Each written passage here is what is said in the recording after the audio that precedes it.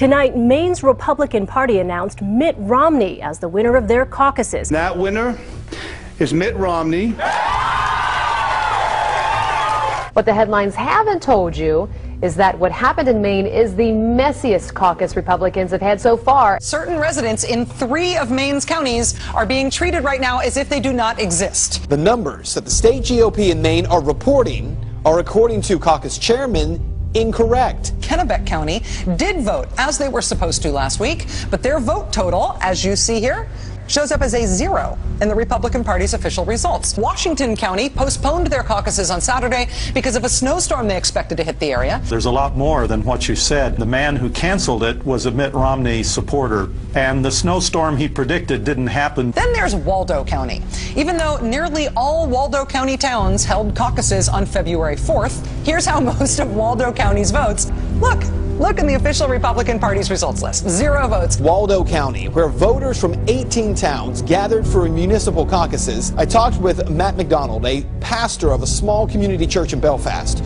He was nominated as the chairman of the Belfast caucus. The state instructed the chairman to not read any of the votes aloud, and instead to send them directly to Augusta. McDonald made a motion to have the votes read aloud at the caucus, and it passed unanimously. The vote was 8 for Ron Paul, 7 for Rick Santorum, 5 for Mitt Romney, and there were 2 undecideds. No results have been posted from the Belfast caucus.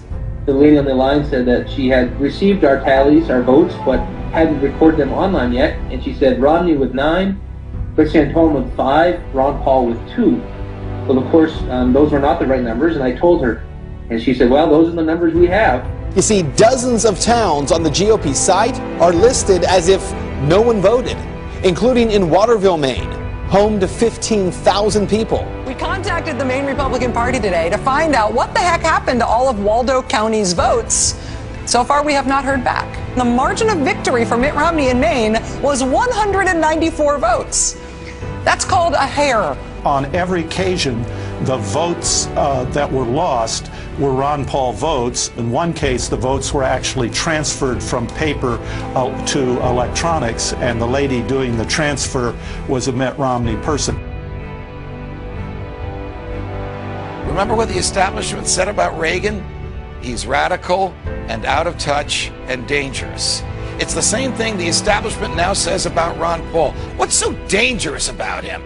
He wants a return to the Constitution. And though the Constitution is our founding document and embodies our first principles of limited government, sound money, and personal freedom, we've drifted so far from it that a return to those principles would indeed mean substantive change to the government. The only danger Ron Paul represents is to the establishment that fears its own loss of power.